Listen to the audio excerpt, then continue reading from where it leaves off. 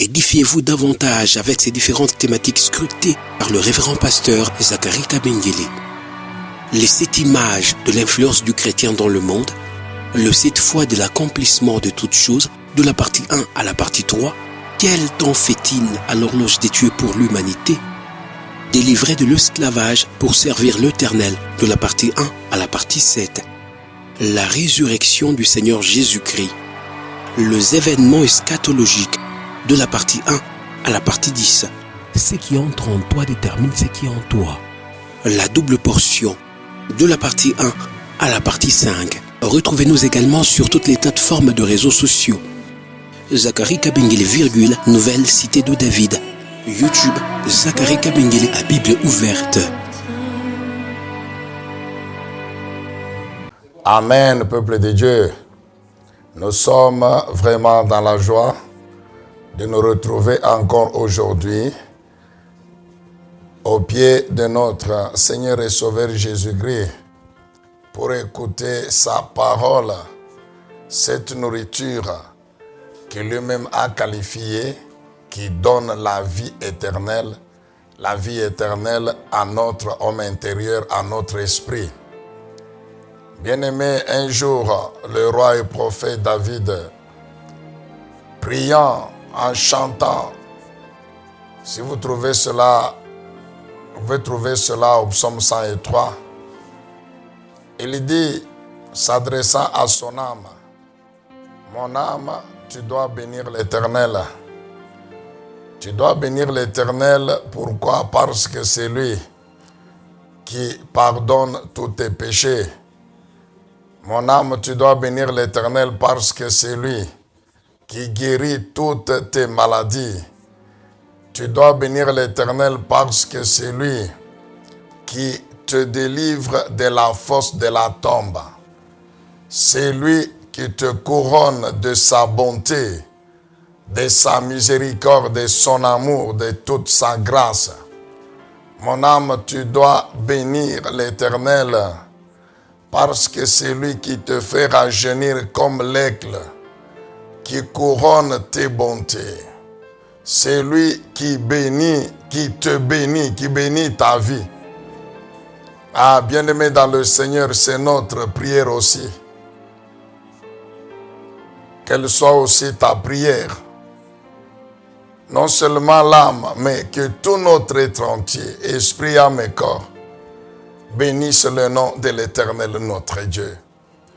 Bénir le nom de Jésus-Christ, c'est le glorifier, lui dire merci pour son amour infini, pour sa grâce toujours débordante et étonnante. Bénir le nom de Jésus-Christ, c'est le glorifier et lui dire merci pour l'œuvre miraculeuse de sa puissance, celle de son esprit dans notre vie, dans tous les domaines de notre vie. C'est celle-là notre prière, c'est celle-là ta prière aussi ce matin. Et nous bénissons donc le nom de notre Seigneur pour tout cela et nous lui disons encore merci pour cette opportunité qu'il nous donne de pouvoir nous retrouver à ses pieds pour écouter sa parole. Ainsi, nous demandons au Saint-Esprit de nous renouveler l'onction, de nous renouveler cette puissance, cette capacité spirituelle dont nous avons besoin pour le servir encore aujourd'hui. Non seulement proclamer sa parole, mais aussi écouter cette parole. Ainsi, toute action de l'ennemi soit anéantie, quel que soit son objectif, qu'elle soit anéantie, détruite, rendue sans effet ce matin encore. Nous prions au nom puissant, glorieux de Jésus-Christ, Dieu Tout-Puissant, notre Père, nous disons Amen. Oui, bien-aimés, peuple de Dieu, cette semaine, ou en ce jour, nous voulons continuer à écouter le Seigneur, toujours sur cette vie que le bon berger nous a donnée.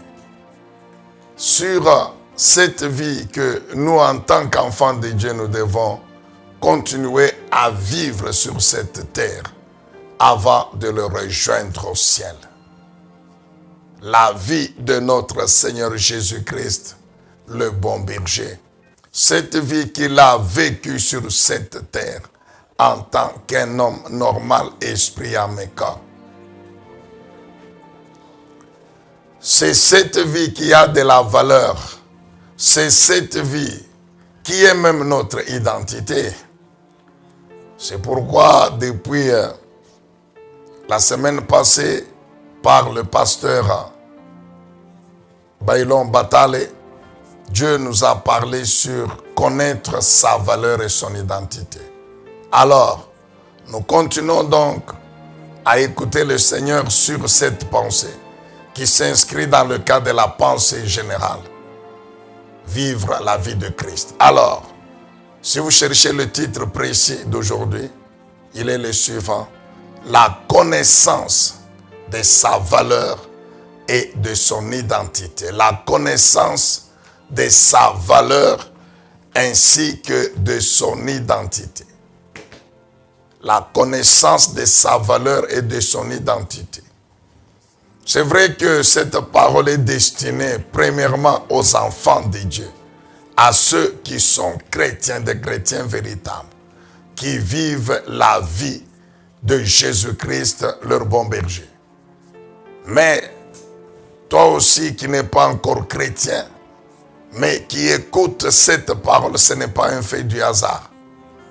L'objectif que Dieu poursuit avec toi, en permettant que tu écoutes ce message, c'est que toi aussi tu crois au Seigneur Jésus-Christ, afin de devenir aussi enfant de Dieu, afin de naître de nouveau et de devenir aussi enfant de Dieu. Alléluia. Amen, bien-aimés dans le Seigneur. Nous lisons donc Psaume 139. Nous lisons le Psaume 139. Et nous commençons par le verset 13. Psaume 139, verset 13. Nous lisons la Bible du Semeur. Tu m'as fait ce que je suis, et tu m'as tissé dans le ventre de ma mère. Tu m'as fait ce que je suis. Ce que je suis qui est un homme, un être humain. Et tu m'as tissé dans le ventre de ma mère.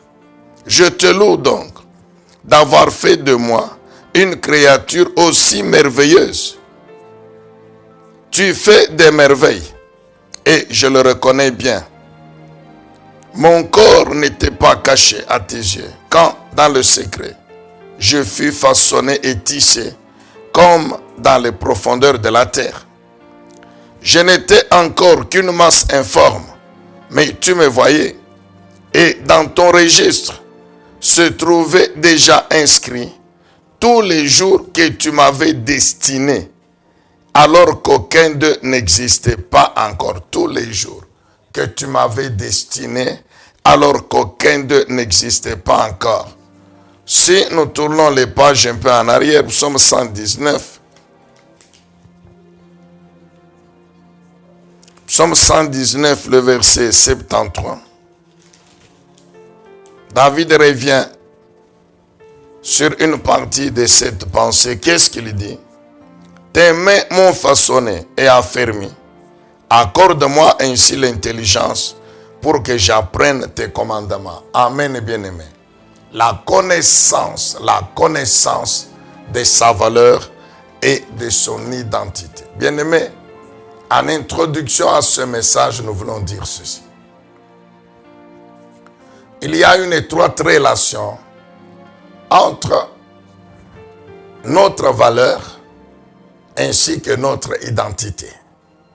Une étroite relation entre notre valeur et notre identité. Et vous comprendrez encore très bien aujourd'hui en écoutant ce message qu'en fait c'est notre identité en Jésus-Christ qui fait le fondement, la base de notre valeur. C'est notre identité en Jésus-Christ qui fait la base, le fondement de notre valeur. Et comme notre identité est avant tout spirituelle, donc notre valeur, elle est aussi spirituelle. Je dis que comme notre identité est avant tout spirituelle, notre valeur est aussi spirituelle. Libérant ce message, le pasteur Baillon a, sur base de plusieurs exemples, montré que c'est une erreur que les hommes, principalement les enfants de Dieu, fondent leur valeur sur des choses périssables, sur des choses qui sont liées principalement à la vie de l'homme sur la terre, des choses qui constituent ce que nous appelons, ce que nous sommes sur la terre et ce que nous avons. Ce que nous sommes sur la terre par rapport à la vie sur la terre, ce que nous avons sur la terre, physiquement, matériellement, financièrement, ce que nous sommes dans la société, les titres, les fonctions, les responsabilités que nous avons dans la société, même ce que nous sommes dans le ministère, les titres que nous avons dans le ministère. Bien-aimés, tout cela, ce n'est pas ça qui fait notre valeur spirituelle d'abord. Les gens ont basé leur valeur sur les relations. Mais nous le savons, nous tous, peuple de Dieu, que quel que soit ce que nous pouvons être sur cette terre, le jour de la mort, nous abandonnons tout cela. Parfois même avant de mourir, nous perdons ces titres. Nous abandonnons ces fonctions. Les choses matérielles que nous pouvons avoir, quel que soit leur nombre, quel que soit l'argent que nous pouvons avoir dans le compte avec nous, quand bien même cet argent ne peut pas se perdre pendant que nous sommes vivants sur la terre, mais le jour de la mort, cet argent reste et n'aura aucune influence sur la vie qui commence dans le monde spirituel. Amen, bien-aimés dans le Seigneur. Si nous fondons notre valeur sur les appréciations des hommes, mais nous savons que les appréciations des hommes dépendent aussi des intérêts que les hommes trouvent en nous. Les hommes peuvent nous apprécier aujourd'hui lorsqu'ils ont des intérêts qu'ils peuvent tirer de nous, d'une manière ou d'une autre. Mais lorsque les hommes se rendent compte qu'ils ne peuvent plus rien tirer de nous, bien-aimés dans le Seigneur, les mêmes qui nous ont acclamés nous tournent le dos. Les mêmes qui nous ont vantés sont les premiers à nous dénigrer. Est-ce qu'on peut dire encore très bien Amen? Mais nous connaissons la situation de notre Seigneur Jésus-Christ. À l'espace d'une semaine, même de moins d'une semaine, dimanche des Rameaux, il entre à Jérusalem, toute la ville en ébullition. Il chante, il loue, il déclare notre Seigneur. Voilà celui qui vient au nom du Seigneur Dieu Tout-Puissant, notre Père. Ils étalent les habits sur la route. Et là, ce jour-là, bien sûr, l'annonce sur lequel était monté a aussi participé à cet honneur, cette gloire. Toute la ville en ébullition au point que cela avait même suscité la jalousie des pharisiens. Mais 4 jours après, lorsque Pilate, vendredi, il leur pose la question. Voici Jésus, que vous connaissez bien, que vous avez acclamé dimanche. Oui, vous le connaissez. Parmi vous, il y en a qui l'ont acclamé dimanche dans cette ville de Jérusalem. Et voici Barabbas, s'il vous plaît. Voici Barabbas, le meurtrier, le gangster, le bandit. Alors, qui des deux voulez-vous que je le libère? Ils ont dit, libérez Barabbas, crucifiez Jésus. Je vous dis bien que parmi ceux qui ont dit à Pilate de crucifier Jésus, il y avait ceux qui l'avaient acclamé le dimanche. Bien-aimé dans le Seigneur, nous voulons que tu comprennes ceci. Tu as raison de travailler sur la terre. Tu as raison de chercher l'argent. Dieu n'est pas contre. Nous avons le devoir de travailler, de chercher l'argent, de chercher les biens, de bâtir des maisons, de chercher l'argent et surtout de servir le Seigneur avec cet argent au travers de son œuvre, de son église. Oui, Dieu, quand nous travaillons, Dieu nous donne l'argent pour son œuvre, pour lui-même. C'est pourquoi il nous demande de payer d'abord la dîme, de prélever l'offrande et d'intervenir à tous les besoins nécessitant la réalisation de sa vision. Mais nous ne devons jamais oublier que ces choses-là, c'est pour la vie sur la terre. C'est pour que nous menions une vie aisée sur la terre et que nous servions le Seigneur avec. Mais ce n'est pas ça qui fait notre valeur. Parce que Dieu aussi peut permettre que nous passions par les temps d'épreuve, par la vallée, et que nous perdions. C'est bien là que nous les perdions. Amen, bien-aimés dans le Seigneur. Notre valeur dépend de notre identité. Notre valeur dépend de notre identité. Elle est spirituelle. Notre valeur n'a pas pour base des choses périssables. Nous lirons ce passage que l'apôtre Pierre, de l'apôtre Pierre. Notre valeur, elle est spirituelle. Elle ne dépend pas des choses périssables. Elle ne dépend pas des relations que nous avons sur la terre. Les biens, l'argent, les relations, c'est pour notre vie sur la terre. Les titres, c'est pas parce que, même dans le ministère, notre valeur spirituelle, ce n'est pas parce que je suis pasteur, je suis bishop, apôtre, je suis archevêque, je suis pape, je suis cardinal, non.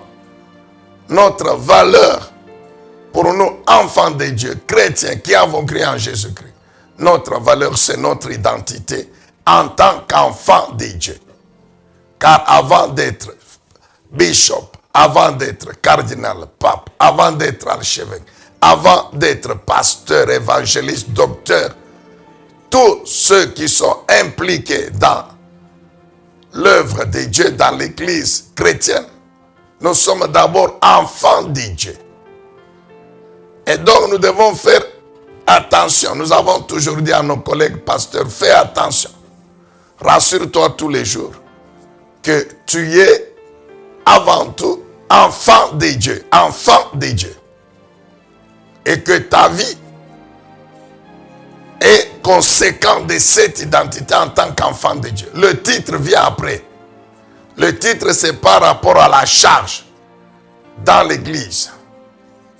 Mais l'identité, d'abord, c'est enfant de Dieu. Enfant de Dieu. Amen, bien-aimés dans le Seigneur. Alors, nous passons ainsi à notre deuxième point, après cette brève introduction.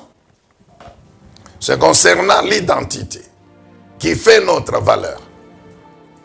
Alors, le premier niveau de cette identité, nous le trouvons dans le texte que nous avons lu, Psaume 139. Nous avons lu du 13e au 15e verset. Psaume 139, 13 à 15. Ici, le roi et prophète David, inspiré par le Saint-Esprit, l'Esprit de Dieu, il déclare, il loue Dieu, il glorifie Dieu, il dit merci à Dieu. Pourquoi? Parce que il est une créature merveilleuse. Il dit, Seigneur, je te loue, je t'exalte, je te glorifie, je te dis merci. Pourquoi? Parce que tu as fait de moi une créature si merveilleuse. Mais c'est qui parle? C'est David. David qui est un homme, un être humain. Donc le premier niveau de l'identité, c'est en tant qu'un être humain. Et pourquoi David peut glorifier Dieu et considérer qu'il est une créature si merveilleuse? La Bible ne dit pas, bien sûr, toutes les créatures ont été créées par Dieu, tout ce qui existe dans l'univers visible et invisible, tout ce qui est matériel, physique, visible, et tout ce qui est spirituel, invisible. Avec les yeux humains, tout a été créé par Dieu au moyen de sa parole et par la puissance de son Esprit Saint. Mais dans toutes ces créatures, le prophète David ressort que l'homme qu'il n'est pas n'importe quelle créature. C'est une créature merveilleuse. Une créature merveilleuse. C'est-à-dire qui a de la valeur plus que les autres créatures. Bien-aimés, quand nous rentrons toujours dans les Saintes Écritures, Genèse chapitre 1er, le verset 26, Genèse 1, 26. C'est là que nous trouvons l'explication de la révélation de David. Pourquoi il dit ça? Nous savons que Genèse chapitre 1er, c'est la création. Et à partir du 11e verset, Dieu commence à créer les êtres vivants. Les êtres vivants, nous vous rappelons concernant au niveau, si nous basons sur la biologie, un être vivant, c'est tout être qui respire. Et dans ce groupe d'êtres vivants, nous trouvons les végétaux, toutes les espèces de végétation herbacées, arborescentes, c'est-à-dire les arbres et les herbes. Toutes les espèces de végétation respirent, sont des êtres vivants. Les animaux marins et les poissons dans les eaux, les oiseaux dans le ciel, les animaux dans les champs, et puis l'homme. Voici donc les êtres vivants que Dieu a créés qui respirent. Et parmi ces êtres vivants, il y a l'homme. Quand Dieu a créé du premier verset, du 11e verset, les êtres vivants, je parle, du 11e jusqu'au 25e verset, la Bible dit, Dieu disait toujours, c'est bon, c'est bon. Même quand il a créé les animaux, il a dit, c'est bon. Mais lorsque Dieu crée maintenant l'homme, il dit, c'est très bon. Pourquoi Dieu dit, c'est très bon? Parce que Dieu, après avoir créé l'homme, a constaté, selon sa décision, que c'est l'unique être qui lui ressemble.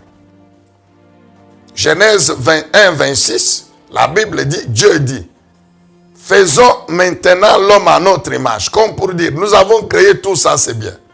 Mais maintenant, créons un être qui nous ressemble, nous Dieu. C'est ça ce que ça veut dire. Un être à notre image, qui nous ressemble. Et nous lui donnons la charge, la responsabilité et la puissance de régner dans les cieux, où il y a les oiseaux, de régner dans les eaux, où il y a les poissons, les animaux marins, et de régner sur la terre. Donc l'homme ou l'être humain, c'est l'unique créature vivante que Dieu a créée à son image, qui lui ressemble. Alors nous savons tous que Dieu est esprit.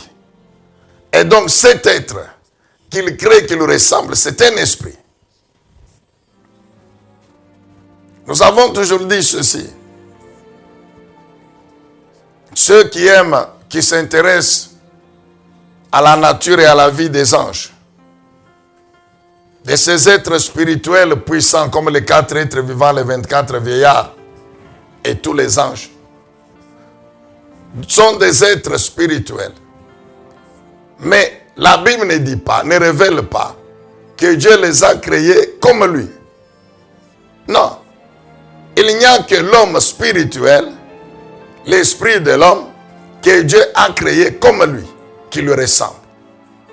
Alors, fort de cette révélation, le prophète David s'est donc exclamé: je te loue, Yahweh, je t'exalte, Éternel, je te bénis.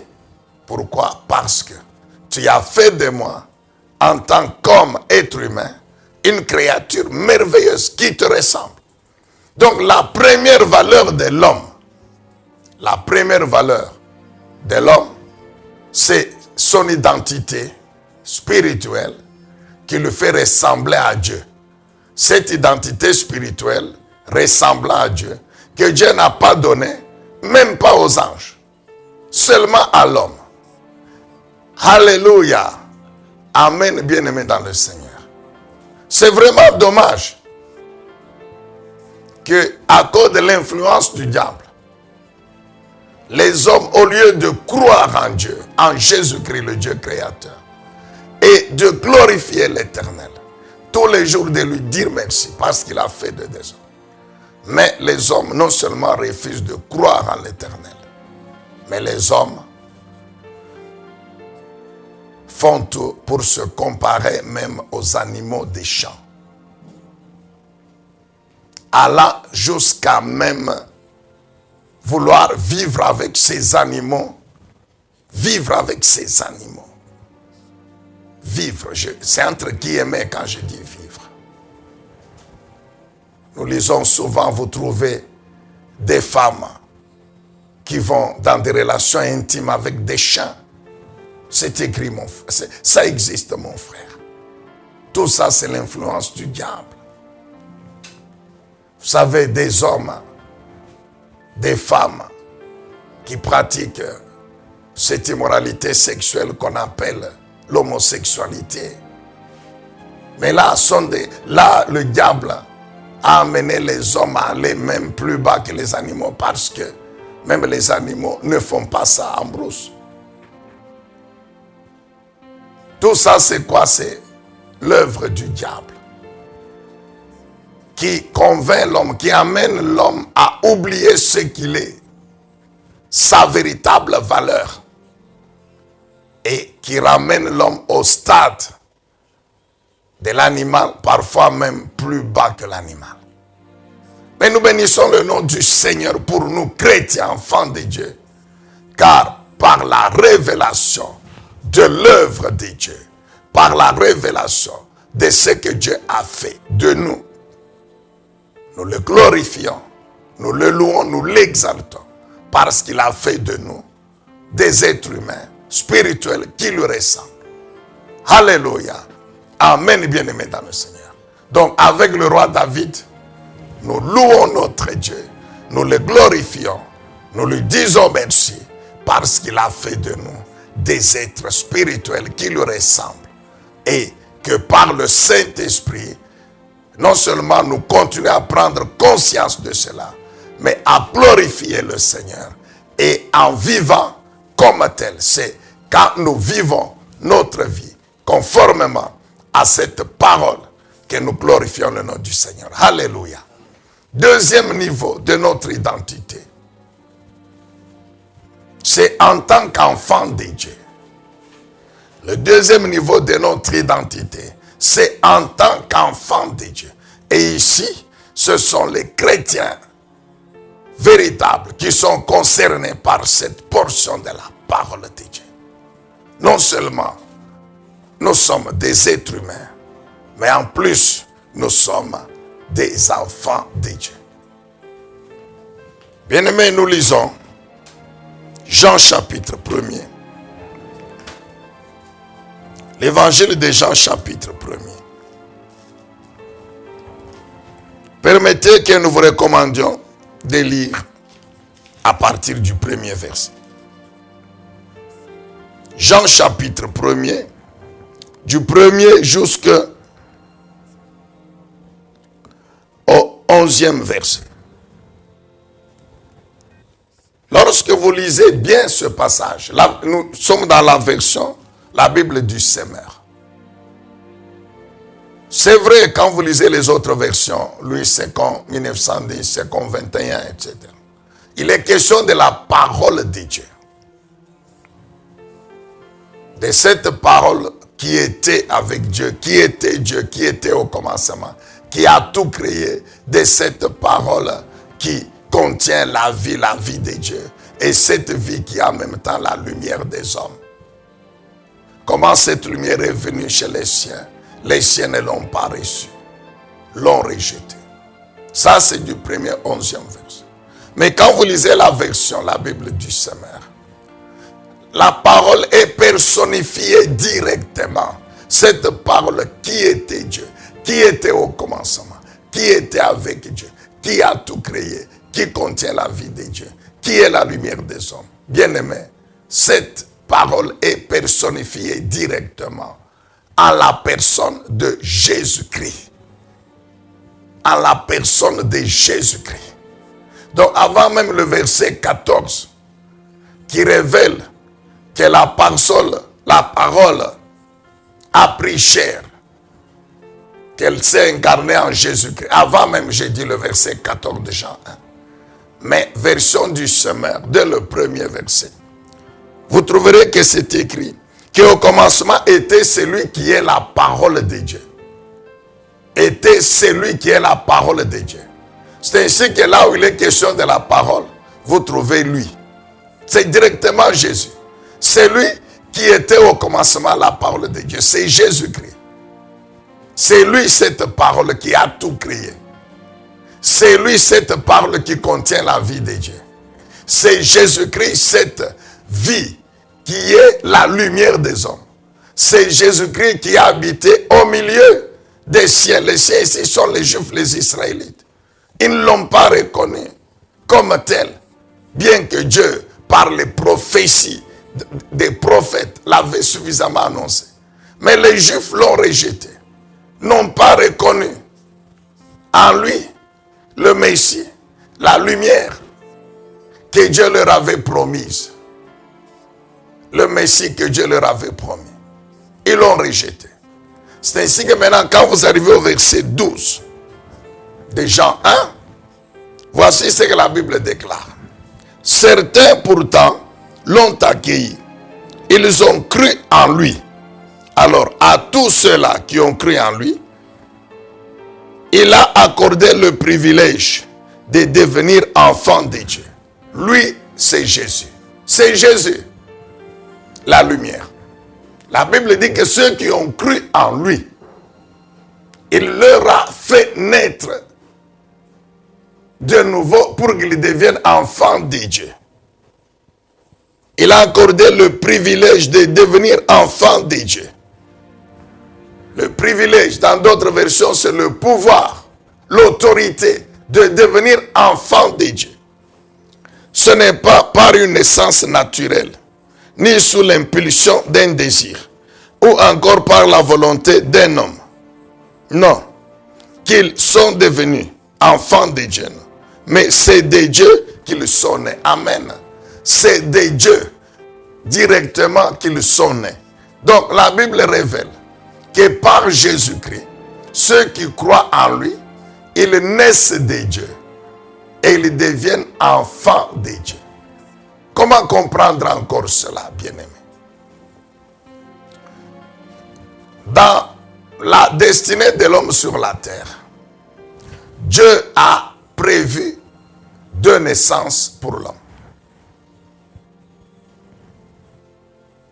La première naissance, elle est physique. On est comme un bébé. Nous savons à partir, bien sûr, de l'union charnelle entre un homme et une femme. Ça, c'est la naissance. Donc, tous les hommes nés d'Adam et Ève, par cette voie-là. Mais nous savons que il y a eu le péché. de nos deux ancêtres, Adam et Ève. Et dès qu'ils ont péché, ils sont passés du régime spirituel de bénédiction dans le régime spirituel de malédiction. Nous connaissons ces choses. En ce moment-là, le sang d'Adam et Ève ayant péché, leur vie a péché devant Dieu. C'est comme ça qu'il faut comprendre les choses spirituelles. Et ainsi, le sang d'Adam et Ève a été maudit. Toutes les paroles de malédiction que l'Éternel Dieu a proclamées ont donc affecté leur sang. Et comme la vie coule dans le corps par le sang, et que la vie est transmise de père, des parents aux enfants par le sang, donc la vie des parents Adam et Ève était donc maudite parce que leur sang venait d'être maudit. Ainsi, tous ceux qui sont nés, qui naissent, qui continuent à naître, des hommes et des femmes sur cette terre, sont frappés par cette malédiction. Mais nous savons ce que Dieu avait fait. Il avait annoncé, toujours dans le jardin d'Éden, Genèse 1,15, la venue de Jésus-Christ, qui est venu comme un autre homme, qui a vécu sur la terre et qui a vaincu le péché. Maintenant, Dieu s'est servi de son sang. Comme c'est un sang qui n'avait pas péché, Dieu maintenant s'est servi de son sang pour maintenant engendrer spirituellement des hommes et des femmes. J'ai dit bien engendrer, recréer spirituellement des hommes et des femmes dont leur vie va découler du sang de Jésus. Ce sont des choses spirituelles, il faut les comprendre par le Saint-Esprit. C'est pourquoi l'apôtre Paul dit, ceux qui n'ont pas le Saint-Esprit ne peuvent pas comprendre les choses de l'Esprit. Bien-aimés, de même que charnellement, nos parents nous ont transmis la vie charnelle, c'est pourquoi nous leur ressemblons et que nous portons le même ADN qu'eux. De même que spirituellement, le Seigneur Jésus nous a engendré et transmis sa vie au travers de son sang qui a coulé ce jour-là quand il était crucifié, la couronne d'épines sur la tête, les mains, les pieds cloués, le ventre percé. Ce jour-là, le sang coulait abondamment du corps de Jésus-Christ. Et ce sang n'a pas coulé pour rien, non. C'était pour que par la puissance de l'Éternel Dieu, tous ceux qui croient en Jésus reçoivent automatiquement cette vie par le sang de Jésus. Je vous rappelle que le sang de Jésus, homme, c'était le sang pur qui n'avait pas péché, donc qui n'était pas maudit. Amen, bien-aimés dans le Seigneur. Nous disons donc, afin que ceux qui croient, mais comment nous croyons? Comment nous croyons? Mais nous croyons quand nous écoutons la parole de Dieu et quand nous prenons maintenant la décision que désormais Jésus-Christ devient notre Seigneur et notre Sauveur. Nous acceptons qu'il nous a sauvés, c'est-à-dire qu'il nous a délivrés du péché, de toutes les malédictions, par sa vie et sa croix, par sa vie qu'il a vécue comme un homme sans commettre de péché, et par sa croix. C'est là le salut. Maintenant, Seigneur, parce que désormais, c'est sa parole à laquelle nous croyons qui doit désormais diriger notre vie. Désormais, nous vivons en fonction de cette parole. C'est ça la deuxième naissance, qui est la régénération spirituelle, qui concerne l'homme spirituel. C'est pourquoi je vous ai parlé d'une double naissance. La première, elle est physique, on est comme un bébé. Mais celle-ci, elle est spirituelle. On est déjà adulte, adolescent. On a la conscience et on croit en Jésus. Quand maintenant, on nous prêche l'évangile, un homme écoute cette parole. Il décide dans son âme, dans sa conscience, de croire maintenant en Jésus-Christ. Automatiquement, le Saint-Esprit, qui est là partout à la parole, par sa puissance, recrée cet homme. Donc cet homme, au niveau de son esprit, qui était mort spirituellement à cause du péché, son esprit est régénéré. Il est recréé. C'est la nouvelle naissance. C'est le jour de la nouvelle naissance que nous devenons enfants de Dieu. Mais pourquoi de Dieu? Oui. Parce que la parole qui est prêchée, c'est la parole de Dieu. Or, la Bible dit que cette parole qui a tout créé, elle est Dieu lui-même. La parole de Dieu, c'est Dieu lui-même. Le Saint-Esprit, c'est l'Esprit de Dieu. La nouvelle naissance, c'est un acte créateur du Saint-Esprit utilisant la parole de Dieu, au moyen de la parole de Dieu. La parole de Dieu, le Saint-Esprit de Dieu. C'est pourquoi quand nous naissons de nouveau, nous naissons de Dieu. C'est pourquoi Jean dit que les enfants de Dieu sont nés de Dieu. Amen, bien-aimés dans le Seigneur. Ça, c'est donc le deuxième niveau de notre identité. Et que tout homme doit désirer. Donc, chrétien, vous qui êtes déjà chrétien véritable, n'oubliez pas que votre valeur, c'est cette identité.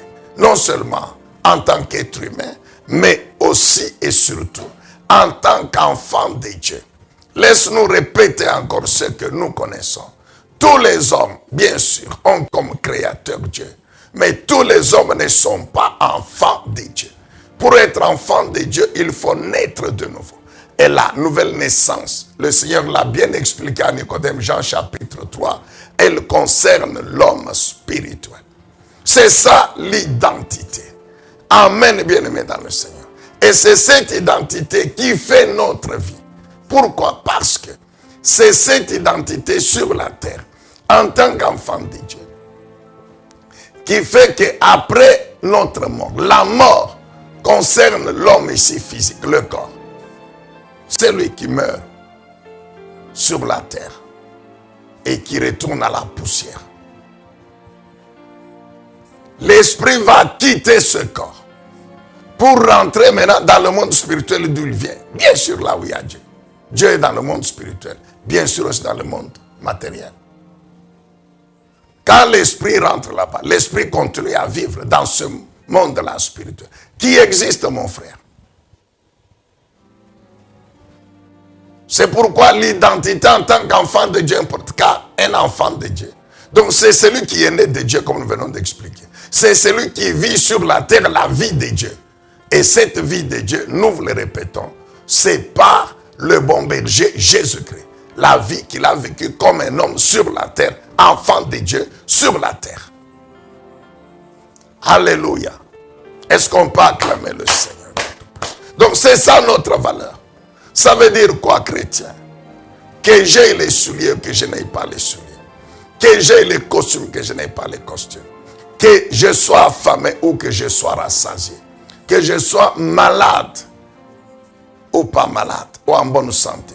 Quelle que soit ma situation physique, concernant spécialement ma vie sur la terre et mon corps, je suis toujours enfant de Dieu. Et ma valeur intrinsèque, elle est intacte. Ce n'est pas l'argent qui ajoute quelque chose à ma valeur. Non. Parce que l'argent, on peut me le voler. On peut me voler l'argent. L'argent peut être détruit. Ce ne sont pas les maisons qui font ma valeur.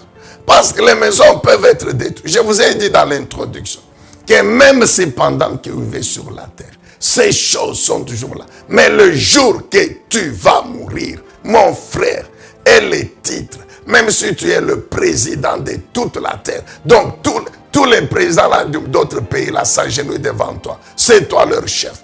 Mais un jour tu vas mourir. Et cette couloir-là va rester. Ça va rester. Ça va rester, mon frère. Alléluia. Amen, bien-aimé dans le Seigneur. Donc c'est cette identité spirituelle qui fait notre valeur. Et nous devons donc travailler pour la maintenir. Pour demeurer enfant de Dieu et vivre comme tel. Le temps est en train d'aller vite. Lisons. Quand vous lisez Ésaïe 43, versets 4 et 5. Notez Ésaïe 43, versets 4 et 5. Dieu s'adresse à son peuple, Israël. Son fils, si vous lisez Exode 4, 22, nous avons expliqué ça dernièrement. Dieu dit à Moïse, dit à Pharaon, Israël, c'est mon fils, mon premier-né. Laisse-le partir pour qu'il aille me servir. Nous avons expliqué comment Dieu pouvait dire que le peuple d'Israël, c'est son fils. Donc Dieu s'adresse à son peuple, à ses enfants. Il dit, vous avez du prix à mes yeux.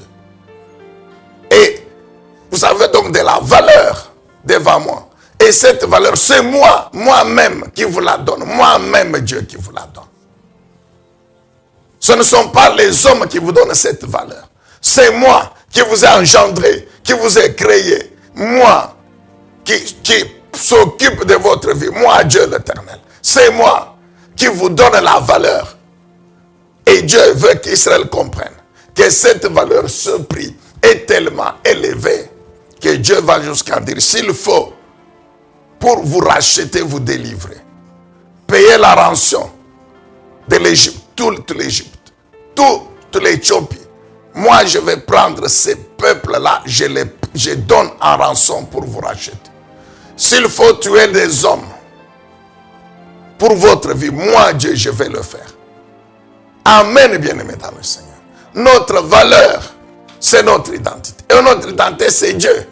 Donc notre valeur, c'est Dieu lui-même, notre Dieu le Créateur. Notre valeur, c'est Jésus-Christ, notre bon berger, notre Seigneur, notre Dieu. C'est lui qui nous a engendrés par son sang. C'est lui qui nous a régénérés par sa parole, par lui-même, car lui-même, il est la parole de Dieu. Et par la puissance de son esprit. C'est lui notre valeur. Amen, bien-aimé dans le Seigneur. Pour terminer, si vous lisez, avant d'arriver à la conclusion, vous lisez 1 Pierre chapitre 1, le verset 18, 19 et 20. Notez 1 Pierre chapitre 1, 18, 19 et 20. Dans ce passage, l'apôtre Pierre, par révélation du Saint-Esprit, il parle de la pierre vivante, qui est Jésus-Christ. Jésus-Christ, c'est la pierre vivante. Ce rocher qui donne la vie, qui protège cette vie. Quelle vie? La vie de Dieu, qui est éternelle. Et il dit que nous aussi, en tant qu'enfants de ce Jésus, engendrés par Jésus, la pierre vivante, nous sommes aussi des pierres vivantes. C'est-à-dire par notre source, notre origine, qui est Jésus, nous aussi, par lui, par la puissance de sa parole, de son esprit, qui nous a engendrés et qui continue à nous communiquer sa vie, s'il vous plaît, à nous aider à vivre cette vie. Nous sommes aussi appelés à donner la vie au monde. C'est pourquoi il dit dans Matthieu 5, 13, que vous êtes le sel de la terre. 14, vous êtes la lumière du monde. Donc, toujours dans cette identité en tant qu'enfant de Dieu, nous sommes des pierres vivantes. Elle dit qui constitue les temples spirituels, les temples saints, c'est l'Église. Et n'oubliez pas, toujours dans cette identité, que nous qui constituons le temple saint de l'Église, qui est l'Église, nous sommes individuellement des temples de Dieu. par son esprit qui est en nous. Esprit, âme et corps, nous sommes les temples de Dieu. Par le Saint-Esprit qui est en nous. Vous n'avez qu'à lire encore 1 Corinthiens chapitre 3 verset 16. 1 Corinthiens chapitre 6 verset 19. Vous pouvez lire Ephésiens 2 verset 22. La Bible dit, nous sommes une habitation spirituelle de Dieu. Comment? Par l'Esprit de Dieu qui est en nous. Amen, bien-aimés. C'est ça notre identité. Et l'apôtre Pierre dit quoi? Que nous avons été, s'il vous plaît. Je reviens à ceci pour dire ceci. Le passage concernant pierre vivante, c'est plutôt 1 Pierre 2, à partir du verset 4, s'il vous plaît. Le passage concernant pierre vivante, je rectifie. C'est 1 Pierre chapitre 2, verset 4 et la suite. Maintenant, concernant 1 Pierre 1, 18 à 20, il est question ici, toujours de notre valeur, du prix de notre vie. Toujours lié à notre identité. Et cette valeur, l'apôtre Pierre dit, c'est par le sang de Jésus qui nous a rachetés de quoi? Des malédictions, de cette vie maudite que nous avons héritée de nos parents charnels. Le jour que nous avons cru au Seigneur, nous avons été régénérés spirituellement, je vous ai dit, la nouvelle naissance. Ce jour-là, par le sang de Christ, toutes ces malédictions détruites, c'est ça le rachat, la délivrance. Elles ne peuvent plus régner dans nos vies. Parce que nos vies sont spirituellement régénérées. Et c'est désormais le sang de Jésus. Et non pas le sang charnel hérité de nos pères. C'est le sang de Jésus qui nous fait maintenant vivre. Là où il y a le sang, il y a la vie.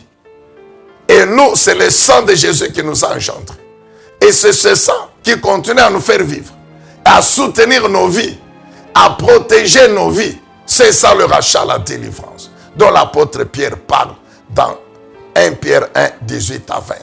Il dit ce n'est pas par l'argent et l'or. Donc il veut dire la valeur de notre vie. Ce n'est pas l'argent et l'or, non. Ce sont des choses périssables. Nous vous avons dit ceci. Que ce sont les hommes, non, qui donnent la valeur à l'argent. Qui donnent la valeur à l'or. Aujourd'hui, on va vous dire que 1 kilo d'or coûte autant. Les mêmes hommes, 2 semaines, 1 mois après, ils changent. Ils augmentent ou ils diminuent. Maintenant, si notre valeur dépendait de l'or et de l'argent, imaginez-vous. Non, notre valeur en tant qu'enfant de Dieu dépend de cette identité, de cette filiation avec Dieu, de cette vie de notre Dieu que nous avons par le sang de Jésus-Christ et par sa parole. Alléluia. Amen, bien-aimés dans le Seigneur. Concernant toujours notre identité, qui fait notre véritable valeur. Vous pouvez relire encore Apocalypse chapitre 5, le verset 9 et 10. Relisez Apocalypse chapitre 5, versets 9 et 10.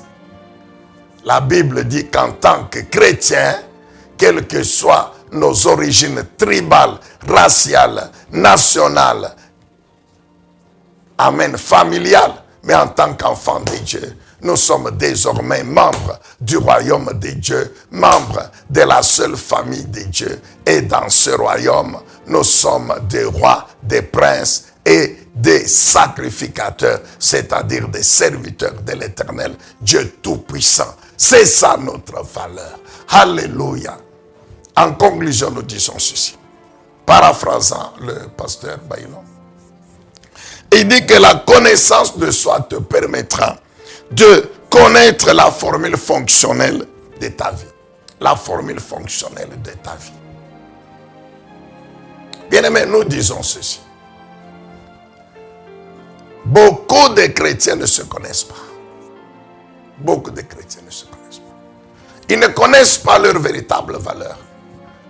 Et cette ignorance fait que c'est parce qu'ils ne connaissent pas leur identité. Cette ignorance de leur identité véritable fait qu'ils ne connaissent pas leur véritable valeur.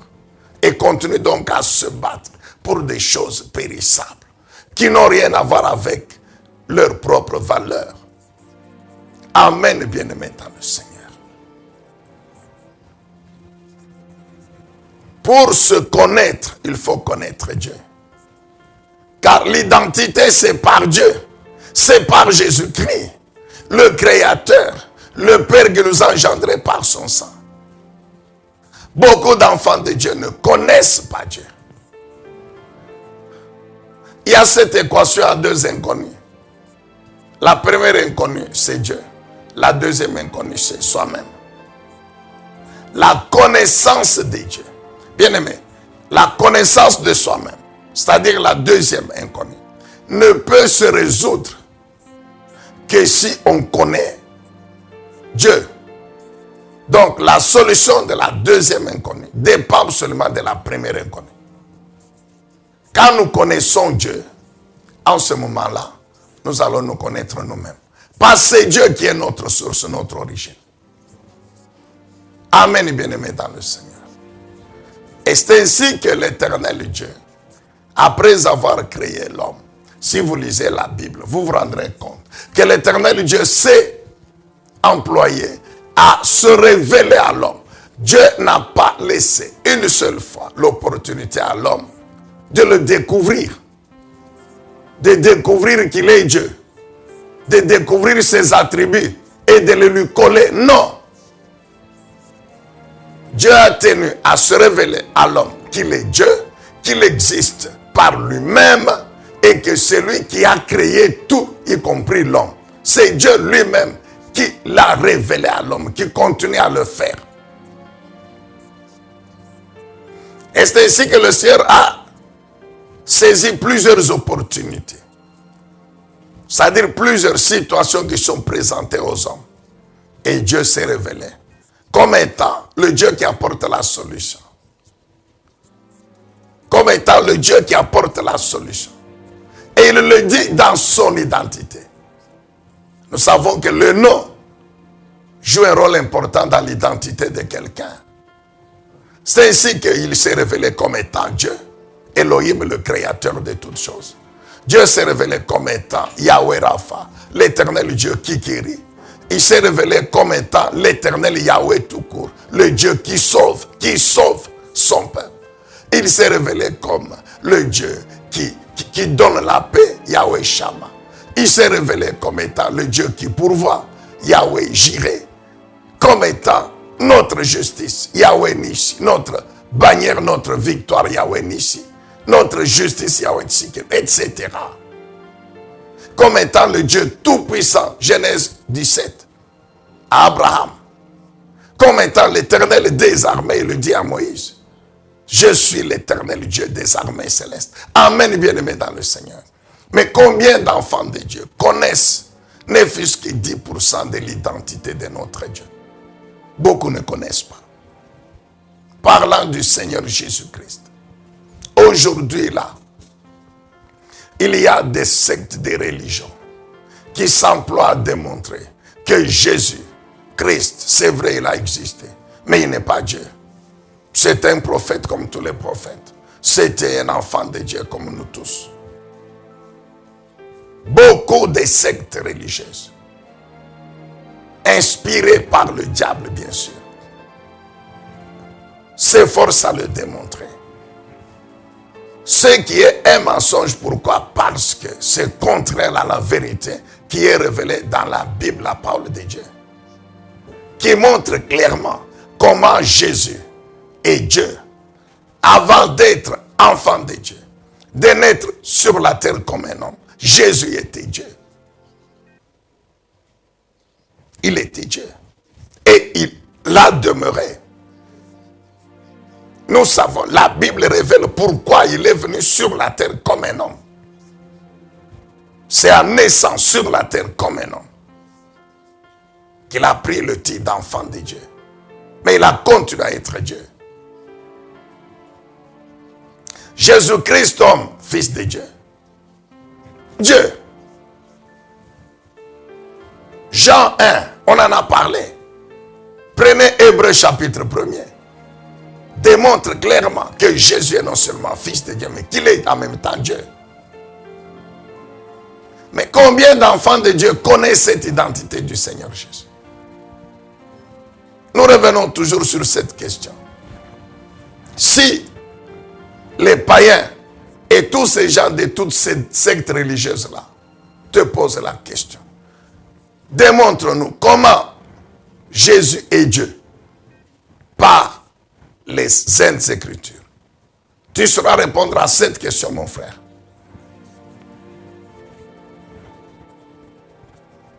Est-ce que tu peux démontrer que Jésus est Dieu? Je suis, au même titre que Dieu le Père. Et où est-ce que lui-même a révélé cela? Tu peux le faire. Mais note, lis Jean chapitre 8. Jean chapitre 8. Jean chapitre 13.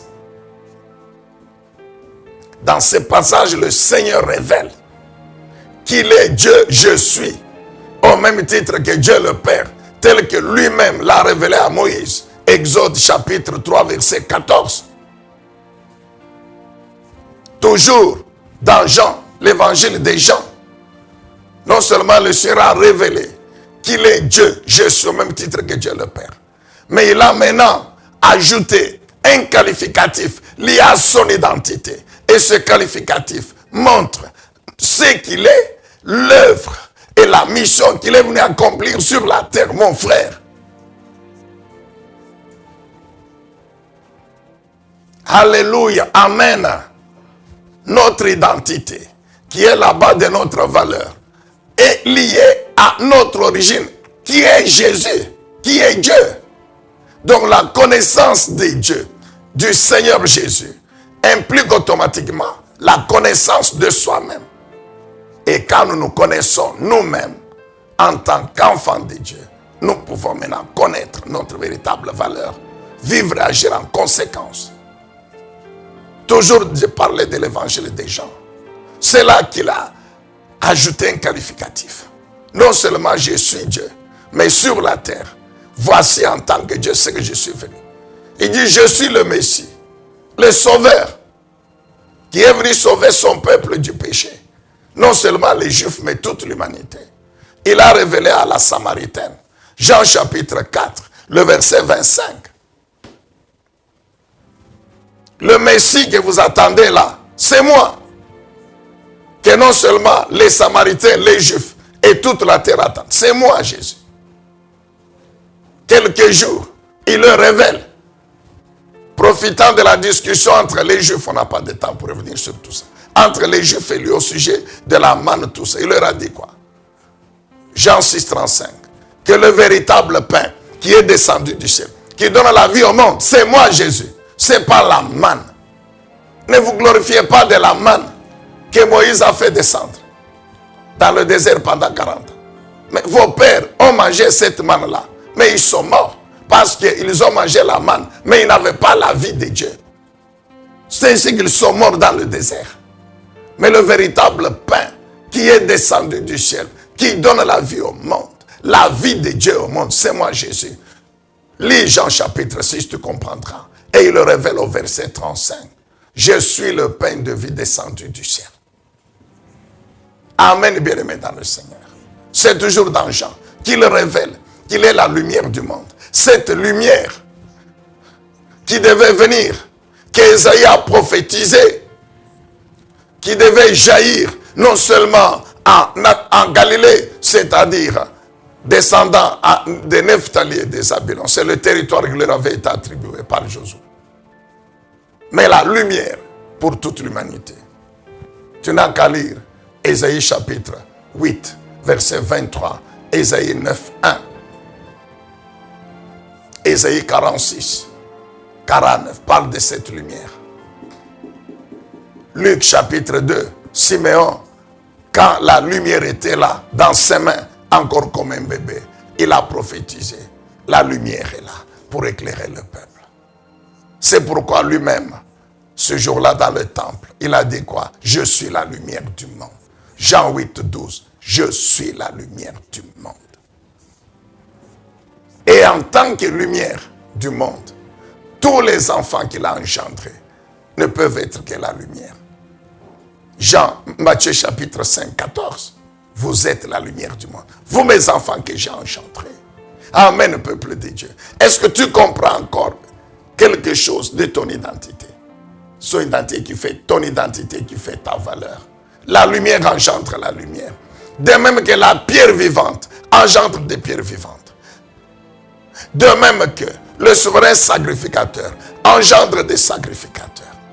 De même que le grand roi engendre des rois. De même la lumière engendre la lumière. Un jour il leur a dit, je suis la porte des brebis. Et en même temps le bon berger. Jean 10, 9, 10 et 11. Je suis la porte des brebis. Jean chapitre 10, versets 9 à 11. La porte qui fait entrer dans le royaume de Dieu, c'est moi Jésus. Et quand vous y êtes, vous me trouvez toujours moi Jésus, votre bon berger. Tu connais cela, mon frère. Il a ajouté, profitant de la mort de Lazare, il a annoncé non seulement à la famille de Lazare et à tous qu'il est la résurrection et la vie. C'est ce jour-là que le Seigneur Jésus a dit, celui qui croit en moi vivra, quand bien même il meurt, il laisse son corps. Mais quiconque vit et croit en moi ne mourra jamais. Il s'agit ici de l'esprit, de l'homme spirituel. Il dit, qui croit en moi, il ne mourra pas, il vivra éternellement avec moi. Et pour démontrer qu'il est le Dieu qui ressuscite, qui ne va pas attendre seulement quand la trompette va sonner pour ressusciter tous les justes. Mais pour vous démontrer que je le ferai aujourd'hui, Lazare est là, vous allez le voir. Lazare sort et Lazare est sorti à la même fraction de seconde. C'est Jésus-Christ, le Dieu tout-puissant, ton Dieu, qui a cette puissance-là, mon frère. Est-ce que tu le connais? Est-ce que tu sais? Là, c'est Jean 11, 25. Mais est-ce que tu sais qu'il est la seule voie qui mène à Dieu? Chrétien, peux-tu démontrer aux gens d'autres religions que c'est bien ce qu'ils font, de croire qu'il y a un Dieu qui existe? Mais il ferait mieux s'il croit en Jésus-Christ, car ce Dieu-là qu'il croit qui existe, il a souverainement tracé un seul chemin qui mène à lui, c'est Jésus-Christ. Pour connaître ce Dieu-là qu'il cherche, ce Dieu-là a mis sa vérité pour mieux le connaître en Jésus-Christ.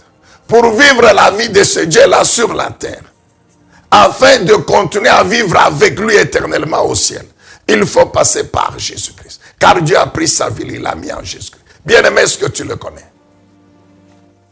Amen, bien-aimé. Est-ce que tu connais cela? Est-ce que tu peux dire Amen, acclamer le Seigneur?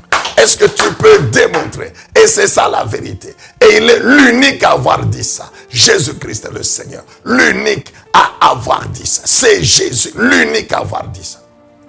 Pas un autre. Alléluia. Que Dieu soit loué, que Dieu soit béni. Et enfin, dans Jean 15, il dit, je suis le vrai cep, vous êtes les sarments, les branches, destinées à produire du fruit. Mon frère bien-aimé, connais-tu toi-même? Avant de mieux te connaître, efforce-toi de connaître ton Dieu.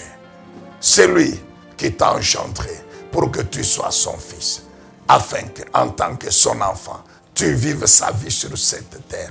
Et c'est cette identité, cette vie qui est la base, le fondement de ta vraie valeur. Amen, bien-aimé dans le Seigneur. La connaissance, nous avons parlé, la connaissance de sa valeur et de son identité. Que Dieu soit loué, que Dieu soit béni. Dieu le Saint-Esprit, merci de continuer à faire retentir cette parole dans le cœur de l'esprit de ton fils, de ta fille. Car la connaissance de toi, notre Dieu, passe par la connaissance de ta parole. Et quand nous te connaissons, nous nous connaissons aussi nous-mêmes. Et il y a une connaissance précise, totale, complète de notre identité. nous comprenons notre véritable valeur. Et nous pouvons donc continuer à vivre en conséquence pour demeurer dans cette identité. Sois loué, sois béni, Dieu Tout-Puissant, notre Père. Nous prions au nom de Jésus, notre Seigneur et notre Sauveur. Et nous disons tous Amen. Et nous acclamons le Seigneur, Dieu Tout-Puissant. Gloire et louange à ton nom éternel, Dieu Tout-Puissant, notre Père. Amen. Édifiez-vous davantage avec ces différentes thématiques scrutées par le révérend pasteur Zacharie Kabengele. Les 7 images de l'influence du chrétien dans le monde, le 7 fois de l'accomplissement de toutes choses, de la partie 1 à la partie 3, quel temps fait-il à l'horloge des dieux pour l'humanité? Délivré de l'esclavage pour servir l'Éternel, de la partie 1 à la partie 7. La résurrection du Seigneur Jésus-Christ. Les événements eschatologiques, de la partie 1 à la partie 10. Ce qui entre en toi détermine ce qui est en toi. La double portion, de la partie 1 à la partie 5. Retrouvez-nous également sur toutes les plateformes de réseaux sociaux. Zacharie Kabengele, Nouvelle Cité de David. YouTube, Zacharie Kabengele à Bible ouverte.